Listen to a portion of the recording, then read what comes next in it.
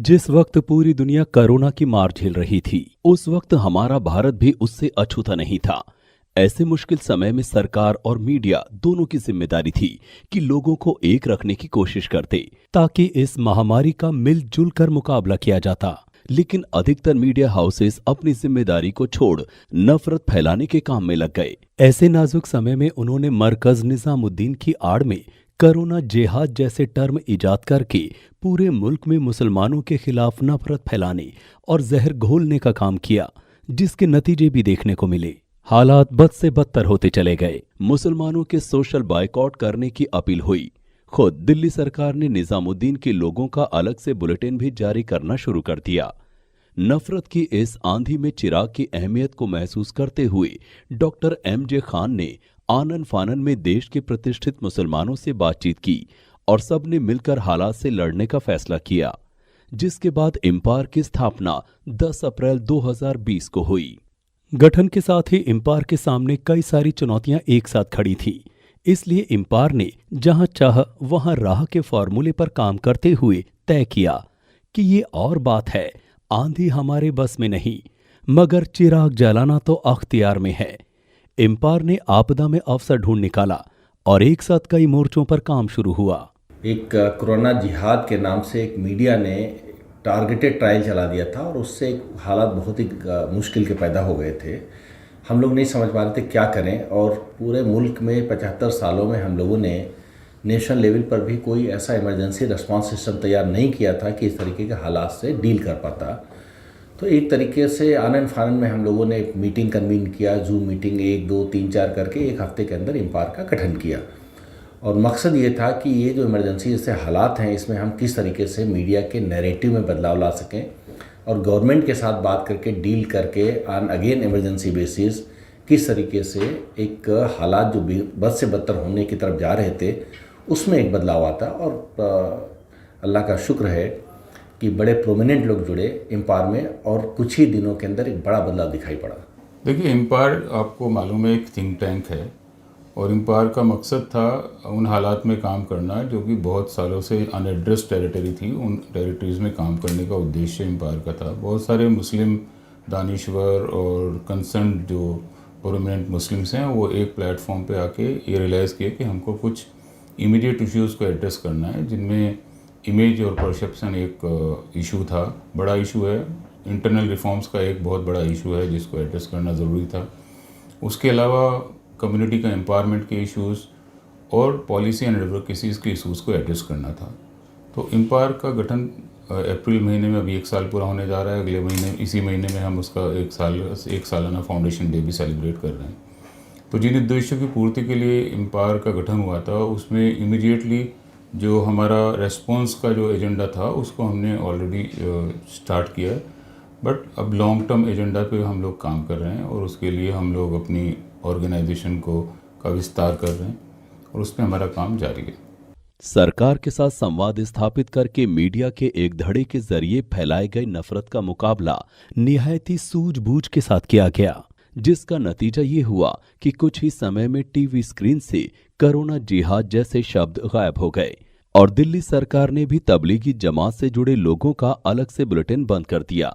जमात से जुड़े बहुत सारे लोग जो बेवजह जेल में डाल दिए गए थे, उन्हें प्राथमिकता पर इम्पार ने रिलीज कराने का काम किया। लेकिन बात इतने से बनने वाली नहीं थी, क्योंकि इम्पार ने अपने स्थापना के पहले ही दिन ये तय किया था कि मुसलमानों की तरक्की और उनका सुधार उसका पहला मकसद है। इसी मकसद से इम्पार ने ऐसे नाजुक हालात में खुद को लोकल से ग्लोबल स्तर पर ले जाने का फैसला किया, ताकि दुनिया के जिस कोने में भी भारतीय मूल के मुसलमान रह रहे हैं और जिन्होंने भारत का नाम दुनिया में रोशन किया है, उनके तजुर्बे से फायदा उठाया जाए। कुछ ही दिनों में तमाम जानी मानी हस्तियां इम्पार के साथ जुड़ती चली गईं। और इम्पार अभी तश्कील हुआ है ये एक बात है, लेकिन हम और यही ग्रुप, इनमें जो नुमाया नाम है, चाहे वो खान साहब हों, चाहे वो खालिद अंसारी साहब हों, चाहे दीगर नाम हों, हम सब लोग वक्तन फ़वक्तन मिलते रहे थे और इस पर लगातार बात कर रहे थे कि मुस्लिम रिप्रेजेंटेशन जो है वो बहुत गलत तरीके से हो रहा है और गवर्नमेंट के साथ भी बात करने के लिए हमारे पास कोई इदारा नहीं है, समाज के अलग अलग फ़िरक़ों से बात करने के लिए कोई इदारा नहीं है। और जो हम होनी चाहिए, हमारी एक बहुत ही मतलब पुरानी सांस्कृतिक विरासत है हिंदुस्तान की, उसके साथ मुसलमान का रिश्ता क्या होगा। वो जो एक हमाहंगी होनी चाहिए थी कल्चरली एंड सिविलाइजेशनली, उसको लेकर के भी हम लोग बात करते थे। तो ये इम्पायर ज़रूर 1 साल पहले बना है, लेकिन हमारे जहनों में इसके बीज कम से कम 10 साल पहले से पड़े हुए थे, और हम लगातार इस पर मिल रहे थे, बात कर रहे थे। कई फॉर्मल मीटिंग्स भी हुई थी जिसमें बहुत बड़े नामी गिरामी लोग शामिल हुए थे। उनमें से कुछ लोग तो इस वक्त हमारे बीच मौजूद नहीं हैं, और कुछ लोग कोविड की वजह से उस तरह से शामिल नहीं हो पा रहे हैं। कुछ मुंबई के हैं, कुछ हैदराबाद के हैं, कुछ साउथ इंडिया के हैं, चेन्नई और केरल के, जो शामिल नहीं हो पा रहे हैं। लेकिन वो सारे लोग हमारे साथ पिछली मीटिंगों में शामिल होते रहे हैं। तो ऐसा नहीं है कि ये कोई नई बात है, और ये इत्तेफाक है कि हम जो ग्रुप है फाउंडिंग मेंबर्स का, हम लोगों ने शुरू किया, क्योंकि ये तिश्नगी मुसलमान समाज में भारत के बहुत अरसे से महसूस की जा रही थी। कोई भी कर सकता था। ये इत्तेफाक है, खुशाइन बात है कि हमारे जिम्मे ऊपर वाले ने ये काम दिया। कोई भी काम सरकार के सहयोग के बगैर असंभव है। इसलिए इम्पायर ने भारत सरकार से लेकर तमाम राज्य सरकारों से बातचीत शुरू की। उनके सामने मुसलमानों को पेश आने वाली समस्याओं को रखा, उन्हें उनका एग्जिट रूट भी बताया और उनसे मदद भी मांगी। फिर पक्ष के लोग हों या विपक्ष के लोग, इम्पायर ने सबको अपने फोरम पर बुलाया, उनकी बातें भी सुनी और उनको अपनी बातें भी सुनाई, ताकि जो गलतफहमियां हैं उनको डायलॉग के जरिए दूर किया जाए। इस कड़ी में सुरेश प्रभु से लेकर मोहम्मद सलीम और सुधांशु त्रिवेदी से लेकर डॉक्टर दिलीप पांडे समेत कई महानुभावों को इम्पायर ने अपने फोरम पर आमंत्रित किया। सरकार के साथ डायलॉग प्रोग्राम के तहत इम्पायर टीम ने डॉक्टर अशोक वाजपेयी एमपी व श्री भूपेंद्र यादव एमपी से लेकर माइनॉरिटी मिनिस्टर जनाब मुख्तार अब्बास नकवी से लेकर सूचना एवं प्रसारण मंत्री प्रकाश जावड़ेकर साहब, डीजी प्रेस इंफॉर्मेशन ब्यूरो व स्वयं रक्षा मंत्री जनाब राजनाथ सिंह साहब से मुलाकातें की। इम्पायर के कामों को मीडिया हाउसेज ने भी सराहा। इंटरनेशनल मीडिया हो या नेशनल या फिर लोकल, सबने इम्पायर के कामों की प्रशंसा की। कोरोना काल के पहले फेज में इम्पायर ने मस्जिद में नमाज से लेकर रमजान, ईद और कुर्बानी तक की गाइडलाइंस जारी की, लोगों से सतर्क रहने की अपील की। साथ ही सरकारी गाइडलाइन का अलग अलग भाषाओं में ट्रांसलेट भी कराया, ताकि लोगों को आसानी से कोरोना से लड़ने में मदद मिले। जरूरी मामलों में इम्पायर ने इमरजेंसी रिस्पांस करने में देर नहीं किया।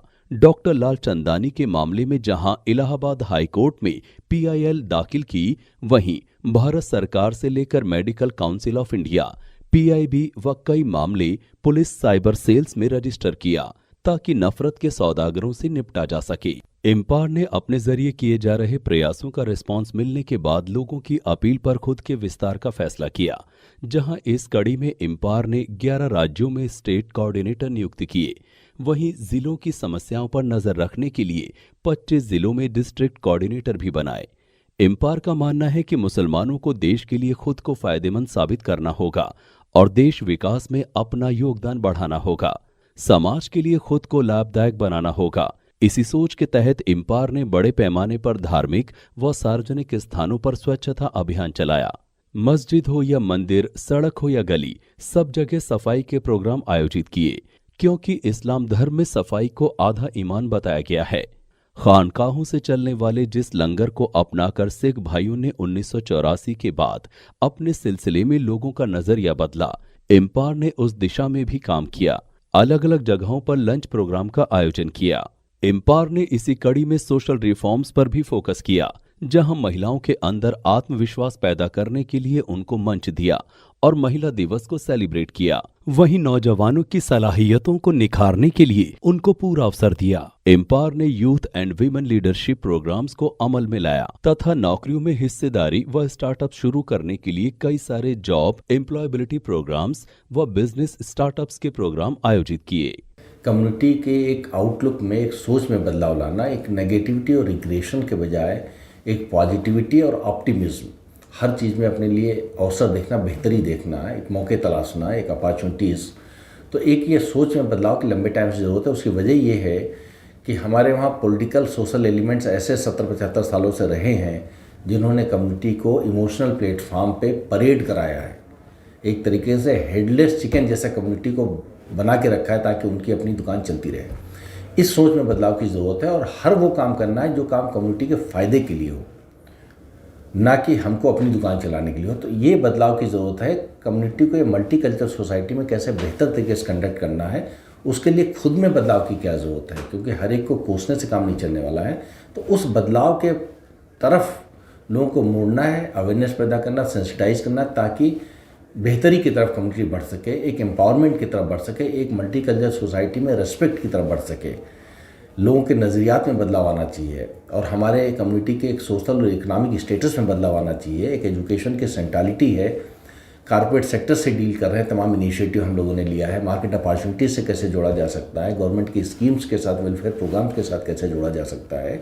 तो इन सब एरियाज़ पे काम करने की अब जरूरत है। जैसे जैसे डिस्ट्रिक्ट काउंसिल बनती जा रही हैं, जैसे जैसे स्टेट काउंसिल मजबूत होती जा रही हैं, जैसे जैसे प्रोग्राम्स को हम लोग स्टैंडर्डाइज करते जा रहे हैं, ऑर्गेनाइजेशन भी रिस्ट्रक्चर करते जा रहे हैं, वैसे वैसे हम लोग एक एम्पावर को सॉलिड बेस पे आगे बढ़ा रहे हैं और कम्युनिटी को नेविगेट करने की कोशिश है from the jaws and clutches of darkness into a happy situation of peace and prosperity और एक पॉजिटिविटी उस तरफ ले जाने का। एम्पायर का मानना है कि मुसलमान अगर अपनी तरक्की चाहते हैं तो रिएक्शन और नेगेटिव सोच से बाहर आएं, अपने हिस्से का दिया जलाएं, जमीनी स्तर पर काम करें। इन सब के बावजूद एम्पायर को ये मानने में कोई हिचक नहीं कि सितारों से आगे जहां और भी हैं, अभी इश्क के इम्तिहान और भी हैं, जिसके लिए टीम एम्पायर टीम इंडिया की तरह एकजुट है।